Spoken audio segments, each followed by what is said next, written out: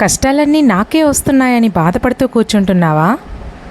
కష్టం వస్తే కూర్చుని ఏడ్చేవాడు అచీవర్ ఎలా అవుతారు?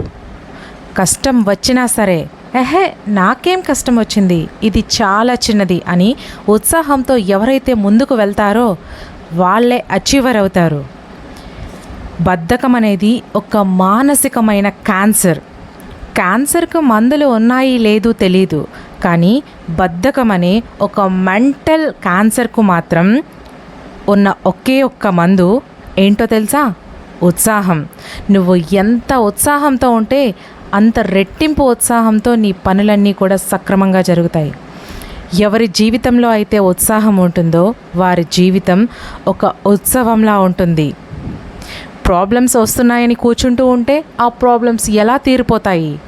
ప్రాబ్లమ్స్ వచ్చినప్పుడే కదా రెట్టింపు ఉత్సాహంతో ఉండాలి. అప్పుడే నీవు అనుకున్నవన్నీ సాధించగలుగుతావు. నీ ప్రతి పని కూడా ముందుకు వెళ్తుంది. నువ్వు అనుకున్న గోల్ని అచీవ్ చేయాలి అంటే నీ బద్ధకం విడిపోవాలి. నీ బద్ధకం పోవాలి అంటే ఉన్న ఒకే ఒక్క మందు ఉత్సాహం. నువ్వు రెట్టింపు ఉత్సాహంతో ఎప్పుడైతే మేల్కొని నీ పనిలో నిమగ్నమవుతావో అప్పుడు నీ బద్ధకం మొత్తం పోయి నువ్వు నీ గోల్ని చేరుకోగలుగుతావు. లే మిత్రమా, లేచి నీ యొక్క ఉత్సాహాన్ని రెట్టింపు ఉత్సాహం చేసి నీ పనిని స్టార్ట్ చేయి. విజయం నీ సొంతం అవుతుంది.